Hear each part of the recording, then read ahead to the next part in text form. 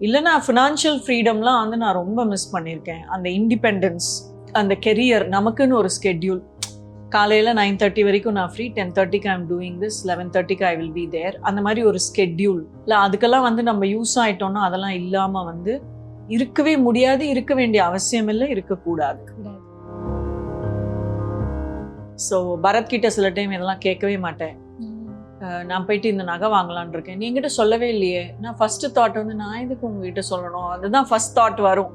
அப்புறம் வந்து எங்கள் அம்மா எங்கள் அப்பா கிட்ட எல்லாம் சொல்லுவாங்கல்ல, அப்போ சரி ஓகே நான் இப்போ சொல்லிட்டேன்ல போட்டுமா அப்படின்னு சொல்லி கேட்பேன்.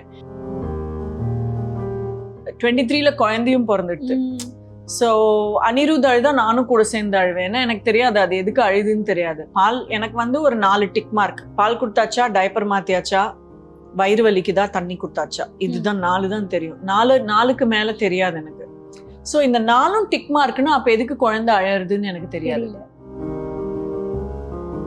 குழந்தை பிறந்ததுக்கு அப்புறம் ஒரு 3 வாரம் பசுமாடு மாதிரி ஃபீல் பண்ணேன். நான் வந்து நான் பாட்டுக்கு ஏதோ எங்கேயோ உட்காந்துருப்பேன், என் பையன் வந்து அப்படின்னு அழுதோன்னா லபோ திபோன்னு ஓடணும் பால் கொடுக்கறதுக்கு. ஐ ஸ்டார்டட் ஃபீலிங் லைஃப்ல எனக்கு வேற எதுவுமே இல்லையா இப்போ. I think by the grace of God என்னோட மேரேஜ் வந்து நல்லா இருந்தது. அதனால எனக்கு அப்படி டிசைட் பண்ண வேண்டிய அவசியம் வரல. அப்படியுமே வந்து ஒரு வாட்டி வந்து எப்பா என்னை விட்டுருப்பா, நீ அந்த பக்கம் போனா இந்த பக்கம் போறேன், நம்ம டைவர்ஸ் பண்ணிடலாம்னு சொல்லி டைவர்ஸ் வரைக்கும் போய்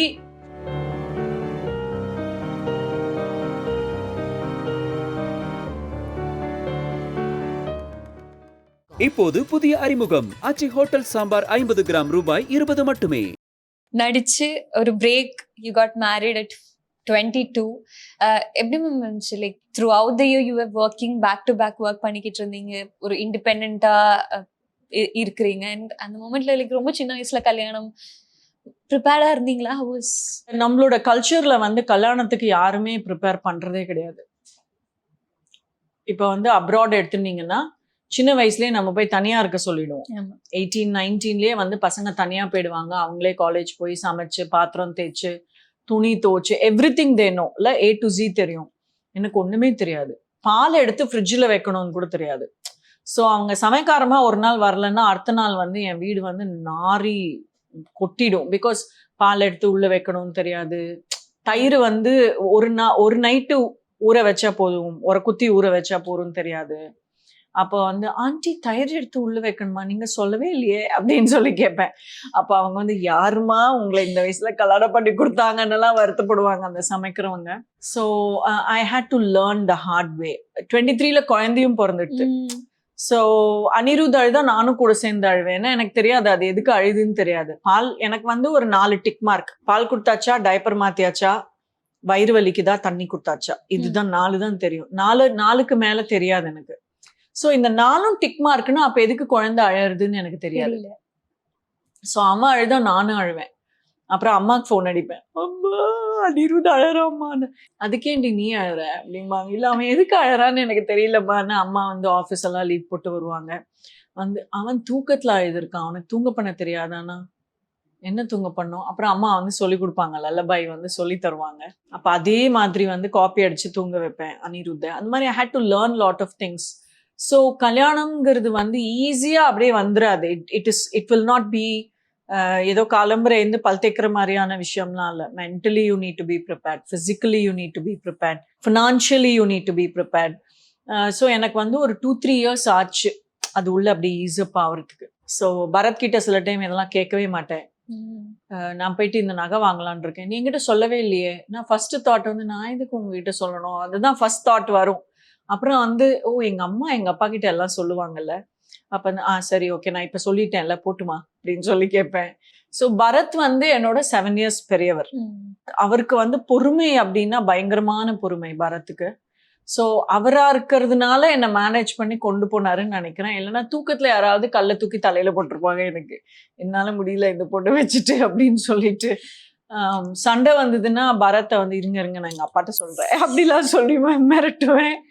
very kiddish, extremely kiddish. Bharath வந்து என்னை வளர்த்தாருன்னு சொல்லலாம். பரத் வந்து ஒரு பக்கம் அனிருத்தை வளர்த்தாரு, என்ன ஒரு பக்கம் வளர்த்தாரு. Until today he is my best friend. Like busy schedule இருந்துச்சு இல்லைங்க, குழந்தைகள பிஸியா இருந்தீங்க, பட் அந்த சினிமா மிஸ் பண்ணீங்களா அதுக்கப்புறம்? Work Set. மிஸ் பண்ணேன், இண்டிபெண்டன்ஸ் மிஸ் பண்ணேன். ஃபினான்ஷியல் இண்டிபெண்டன்ஸ், ஃபினான்ஷியல் ஃப்ரீடம்னு ஒரு விஷயம் இருக்கு. அது வந்து நிறைய பேர் வந்து அப்படியே வந்து சீதை, கண்ணகி, அந்த மாதிரி மகாபாரதத்துலேருந்து ஒரு 10 கேரக்டர் எடுத்து அதெல்லாம் வந்து ஈஸியாக சொல்லிடலாம். But I think you need to retain your independence. Financial freedom, financial independence எல்லா ஹியூமன் பீயிங்ஸ்க்கும் இம்பார்ட்டன்ட், ரைட்? ஸோ அது வந்து எனக்கு சொல்லி கொடுத்தது பரத் தான். பரத் வந்து பரத் கிட்ட போய் ஏதாவது கேட்கணும். இந்த last 15 years I have been taking care of my children solely. அதுக்கு முன்னாடி கூட கொஞ்சம் கொஞ்சம் அப்படி நடிச்சிட்டு இருந்தேன். இப்போ ஒரு 15 years நான் யூஎஸ் போனதுக்கு அப்புறம் குழந்தைங்கள தான் ஃபுல் டைம் பார்த்துட்டு இருக்கேன். என்னோட சின்ன பையனை வந்து ஹோம் ஸ்கூல் பண்றேன். ஸோ இப்போ நான் ஏதாவது செலவு பண்ணோம்னா நான் பரத் கிட்ட போய், எனக்கு வந்து ஒரு பயங்கர ஒரு டீசன்சி, ரொம்ப டீசெண்டா இருப்பேன். அப்படி பரத் கிட்ட போயிட்டு can I buy this sari அப்படின்னலாம் ஃபர்ஸ்ட் எனக்கு கேட்கவே வராது. ஒரு ரெண்டு நாளைக்கு வந்து யோசிப்பேன், கேட்கலாமா வேணாமா, கேட்கலாமா வேணாமா, கேட்கலாமா வேணாமா. அப்புறம் போய் கேட்பேன், I want to buy this sari. Yeah you can go and buy. when did you see this saree? இல்லை 2 days முன்னாடி பார்த்தேன். அதே இப்போ வந்து கேட்குற அப்படின்னு கேட்பாரு. இல்லை ஐ வாஸ் நாட் வெரி ஷியோர்னா பரத் வந்து திட்டின்ண்டே இருப்பார், all my money is your money, நீ வந்து இந்த மாதிரி ஃபார்முலா இருக்கக்கூடாது அப்படின்னுலாம் எனக்கு பரத் தான் சொல்லி கொடுத்து இதில் வந்து அந்த ஒரு கம்ஃபர்ட் ஃபீலிங் வந்தது. இல்லைன்னா ஃபினான்ஷியல் ஃப்ரீடம்லாம் வந்து நான் ரொம்ப மிஸ் பண்ணியிருக்கேன். அந்த இண்டிபெண்டன்ஸ், அந்த கெரியர், நமக்குன்னு ஒரு ஸ்கெட்யூல். காலையில் 9:30 வரைக்கும் நான் ஃப்ரீ, 10:30க்கு ஐம் டூயிங் திஸ், 11:30க்கு ஐ வில் பி தேர். அந்த மாதிரி ஒரு ஸ்கெட்யூல் இல்லை, அதுக்கெல்லாம் வந்து நம்ம யூஸ் ஆகிட்டோம்னா அதெல்லாம் இல்லாமல் வந்து இருக்கவே முடியாது, இருக்க வேண்டிய அவசியம் இல்லை, இருக்கக்கூடாது. So we need to maintain our individuality at all time. கடவுள் கிருபையில் எனக்கு அந்த மாதிரி ஒரு நல்ல ஹஸ்பண்ட் கிடைச்சதுனால நான் ஒர்க் பண்ணலன்னா கூட என்னோட லைஃப் என்னுடைய டேஸ்ட் பிரகாரம் எனக்கு அமைச்சிக்க முடிஞ்சுது. இன்னைக்கு நான் இதான் பண்ணுவேன், பண்ண மாட்டேன்னு என்னால் டிசைட் பண்ண முடிஞ்சுது, டிசைட் பண்ண முடியுது. ஸோ இது கிடைக்காத எத்தனையோ பேர் இருப்பாங்கல்ல. ஸோ அவங்களுக்கெல்லாம் நான் சொல்ல விரும்புறது என்னன்னா, be independent. Never give up your career, never give up your freedom, never give up your finances. ஃப்ரீடம்ங்கிறதுனால 12:30 மணிக்கு வெளில சுத்துறது, அது that is not freedom. You know, something very conservative, something very responsible. இந்த பக்கம் மதர்ஹுட், நீங்க சொன்னீங்க குழந்தை அழும்போது நானும் அழுவேன், பட் அதுல ஒரு பியூட்டிஃபுல் சைடு இருக்குல்ல மேம், அந்த ஒரு பியூட்டிஃபுல் சைடு உங்களுக்கு எப்படி இருந்துச்சு? அண்ட் ஆல்சோ இப்போ போஸ்ட்மார்ட்டம் டிப்ரெஷன் இந்த மாதிரி நிறைய விஷயங்கள் சொல்றாங்க, நம்ம பாடி சேஞ்ச் ஆகும், மென்டலி நம்ம அது எப்படி ஹேண்டில்? ஐயோ, நான் வந்து குழந்தை பிறந்ததுக்கு அப்புறம் ஒரு 3 வாரம் பசுமாடு மாதிரி ஃபீல் பண்ணேன். நான் பாட்டுக்கு ஏதோ எங்கேயோ உட்காந்துருப்பேன், என் பையன் வந்து அப்படின்னு அழுதோன்னா லபோ தீபோன்னு ஓடணும் பால் கொடுக்கறதுக்கு. ஐ ஸ்டார்டட் ஃபீலிங் லைஃப்ல எனக்கு வேற எதுவுமே இல்லையா இப்போ, என்ன நான் பாட்டுக்கு வந்து பசுமாடு மாதிரி இப்போ எப்போ பால் கொடுத்துட்டே இருக்கேன், what is this? But I was also very particular that I wanted my son to be fed by me.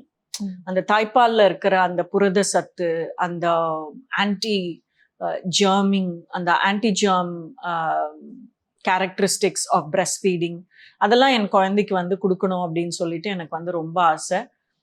But அது ஒரு 3 weeksல வந்து அந்த postmortem depression it really hit me. But முன்னாடியே எனக்கு தெரிஞ்சிருந்தது போஸ்ட்மார்ட்டம் டிப்ரெஷன் ஒன்று வரும் அப்படின்னு தெரிஞ்சிருந்தது. ஸோ பரத்துக்கும் தெரிஞ்சிருந்தது, எனக்கும் தெரிஞ்சது. There are lot of books, right? What to expect when expecting ஒரு பியூட்டிஃபுல் புக் இருக்கு. நான் அதை வந்து பைபிள் மாதிரி படிப்பேன் அப்போ. ஸோ அப்போ பரத் வந்து வெளில கூட்டின்னு போயிடுவார். நான் அப்படியே கொஞ்சம் அப்படியே டல்லா இருந்தா, உலகே மாயம் அப்படின்னு ஆரம்பிச்சேன், வா வெளில போலாம் வா அப்படின்னு சொல்லி வெளில கூட்டின்னு போயிடுவாரு. So Bharath was also very supportive, அம்மா அப்பா was supportive, my in-laws were very supportive. அதனால என்னால் அதை விட்டு வெளியில வர முடிஞ்சது. பியூட்டிஃபுல்லான ஒரு விஷயம் என்னன்னா, நம்மளுடைய கண்ணுக்கே தெரியாம நமக்குள்ள உருவான ஒரு அழகான ஒரு கிரீச்சர் வெளியில வரும்போது ஏதோ அந்த உலகத்தையே ஜெயிச்சு ஒரு வேர்ல்ட் கப் வின் பண்ண மாதிரி ஒரு ஃபீலிங் வரும். ஸோ உலகத்திலேயே வந்து ரொம்ப ப்ரெஷியஸான ஹியூமன் பீயிங் வந்து இன்னைக்கு என்னுடைய 2 குழந்தைங்க. ஸோ யாருக்காகவாவது நான் செத்து போவேனான்னு கேட்டா என் 2 பசங்களுக்காக நான் செத்து போவேன். யாருக்காகவாவது நான் ரொம்ப கடவுளை கும்பிடுறேனான்னு கேட்டா என் பசங்களுக்காக. யாரையாவது நான் ரொம்ப at any given day miss பண்றேன்னா அப்படின்னு கேட்டா என் 2 பசங்களுக்காக. 32 பல்லும் தெரியுற மாதிரி நான் என்னைக்காவது சிரிப்பேனா என் 2 பசங்களை பார்த்து தான் சிரிப்பேன் அப்படின்னு. அது வந்து ஒரு பயங்கரமான ஒரு ஃபீலிங். கடவுள் வந்து நம்மளை படைச்சதுக்கு ஒரு பர்பஸ் இருக்கு. And we become a co-creator with God. அது வந்து ஒரு தாய்மை அப்படிங்கிற ஒரு உணர்வுல மட்டும்தான் கிடைக்கும். அண்ட் உடம்புங்கிறது வந்து மண்ணுல மக்கி போற ஒரு விஷயம். அதை வந்து ஒழுங்கா யூஸ்ஃபுல்லா ஒரு யூஸ் பண்ண முடியுமா அப்படின்னா தாய்மை. என்னால இன்னொரு உயிரை வந்து கொடுக்க முடியும், அதை வந்து வளர்க்க முடியும், அப்படின்னு. இன்னொரு பியூட்டிஃபுல்லான விஷயம் சயின்ஸ்ல வந்து என்ன அப்படின்னா, ஸ்பெஷலி மகன்கள், சன்ஸ், அந்த அம்மா வந்து அந்த குழந்தைங்களை வந்து பிரெக்னெண்டா இருக்கும் பொழுது இந்த குழந்தையோடைய பாடி செல் வேற, அம்மாவோட பாடி செல் வேற. ஆனா இப்ப நான் மகனை பிரெக்னெண்டா இருந்ததுனால மகன்களை பிரெக்னெண்டா இருக்கிற தாய்கள் அவங்க ஒரு 25, 30, 45, 60 வருஷம் ஆனாலும் இந்த ஆம்பளை பசங்களுடைய பாடி செல்ஸ் மட்டும் அவங்க வயித்துல எப்பயுமே இருக்கும். It's proven by science. So we not only carry our children in our hearts, I still carry my children's body cells in my body. So இப்போ என்னுடைய யூட்ரஸ்லேருந்து எடுத்தா கூட அனிருத்தோட பாடி செல்ஸ் இருக்கும், அதுவோட பாடி செல்ஸ் இருக்கும். ஸோ அதனால அனிருத்தும் நானும் சண்டை போடும்போது நான் இதை சொல்லுவேன், யாராவது உன்னை கேரி பண்ணுவாங்களான்னு கேளு, நீ வெளில பிறந்ததுக்கு அப்புறம் கூட I am still carrying you அப்படின்னு சொல்லுவேன். அனிருத் தேங்க்ஸ்மா இப்படி சொல்லி எல்லா வாக்குவாதத்தையும் நீ வந்து வின் பண்ணிடு அப்படின்னு சொல்லுவான். But that's true, it's very true. உலகத்திலேயே ரொம்ப பியூட்டிஃபுல்லான ரிலேஷன்ஷிப் வந்து ஒரு அம்மாக்கும் குழந்தைக்கும் இருக்கிற relationship. Complex relationship husband and ஒய்ஃபோட ரிலேஷன்ஷிப், சக்சஸ்ஃபுல் ரிலேஷன்ஷிப் ஒரு பார்ட்னரோட ரிலேஷன்ஷிப். ஸோ ஆனால் இது எல்லாமே வந்து நம்ம குழந்தைங்க கூட நம்ம ஷேர் பண்ணிக்க முடியும். காம்ப்ளெக்ஸ் ரிலேஷன்ஷிப்ஸ்லாம் பேசும்போது இப்போ இந்த ஜென்ரேஷன்ல ரிலேஷன்ஷிப்ஸ் ஸோ ஃபாஸ்ட் ஆயிடுச்சு ma'am. Like they meet a person, like okay இல்லைன்னா தே ஜஸ்ட் லைக் விட்டு போயிடலாங்கிற மாதிரி டிசிஷன் எடுக்கிறாங்களே. லைக் இன்னும் 26 years of marriage or 27 years of marriage, அது ஒரு ரிலேஷன்ஷிப் அட்வைஸ் வேணும். ஹவு ஒரு ரிலேஷன்ஷிப் இப்படி இருக்கலாம், இப்படி பார்க்கலாம்? I think by the grace of God என்னோட மேரேஜ் வந்து நல்லா இருந்தது. அதனால எனக்கு அப்படி டிசைட் பண்ண வேண்டிய அவசியம் வரல. அப்படியுமே வந்து ஒரு வாட்டி வந்து எப்பா என்ன விட்டுருப்பா, நீ அந்த பக்கம் போனா இந்த பக்கம் போறேன், நம்ம டைவர்ஸ் பண்ணிடலாம்னு சொல்லி டைவர்ஸ் வரைக்கும் போய் அப்ப நான் ஆண்டவரை கண்டுபிடிச்சு என்னுடைய கல்யாணம் வந்து எனக்கு திருப்பி கொடுக்கப்பட்டது. கடவுளால திருப்பி கிடைச்ச ஒரு விஷயம் அது. பட் ஒரு விதத்துல நல்லதுதான். ஒத்து வரலன்னா பிரிஞ்சிடுறது வந்து நல்லது. கடைசி வரைக்கும் வந்து 2 பேரும் வந்து கஷ்டப்பட்டு அழுதுகிட்டே குப்பை கொட்டணும். இவங்க வந்து ஒரு சௌகர் ஜானகி அம்மா மாதிரியும் அவங்க வந்து ஒரு சிவாஜி அப்பா மாதிரி அழுதுகிட்டே இருக்கணும்னு யாருமே சொல்ல போறது கிடையாது. பட் ஆனா யூஸ் ப்ரூடன்ஸ். லவ்ல வந்து எல்லாமே இருக்கும், அட்ராக்ஷன் இருக்கும். ஆனா அந்த அட்ராக்ஷனுக்கும் மீறி இவனுக்காக நான் என்ன வேணா பண்ணுவேன், இவளுக்காக நான் என்ன வேணா பண்ணுவேன் அப்படின்னு இருக்கும். அந்த ப்ராக்டிகாலிட்டிக்குள்ளேயும் இருக்கும். என்னது மணந்தால் மகாதேவன் இல்லையேல் மரணது, அந்த மாதிரி விஷயம்லாம் எனக்கு பெருசா நம்பிக்கை கிடையாது. ப்ராக்டிகாலிட்டி, ஃபங்க்ஷனாலிட்டி, லாஜிக், இது எல்லாமே அந்த லவ்ல வந்து இருக்கும். கடவுள் இன்னைக்கு உண்டாக்கின எல்லா காரியங்களும் பார்த்தீங்கன்னா ப்ராக்டிக்கலான விஷயம். சூரியன் ப்ராக்டிக்கலா இருக்கு, சந்திரன் ப்ராக்டிக்கலா இருக்கு, நைட் அண்ட் டே ப்ராக்டிக்கலா இருக்கு, ரைட்? ஸோ அந்த மாதிரி ப்ராக்டிகாலிட்டியோட நம்ம ஒரு விஷயம் டிசைட் பண்ணும்போது அது கரெக்டா வரும். அவசரப்பட்டு கல்யாணம் பண்றதுல எனக்கு வந்து உடன்பாடு கிடையாது. Get to know each other but have border, healthy border.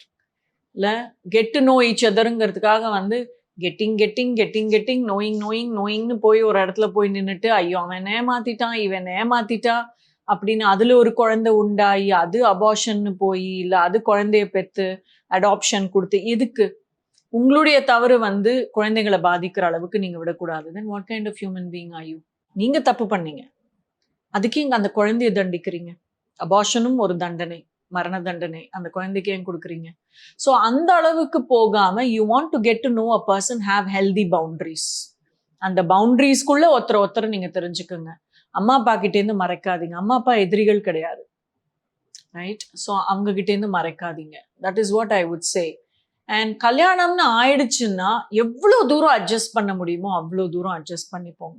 Because கல்யாணம்ங்கிறது உங்களை மட்டும் அஃபெக்ட் பண்ணாது, உங்களுடைய மொத்த குடும்பத்தையும் அஃபெக்ட் பண்ணக்கூடிய ஒரு விஷயம், குழந்தைங்களை அஃபெக்ட் பண்ணக்கூடிய ஒரு விஷயம்.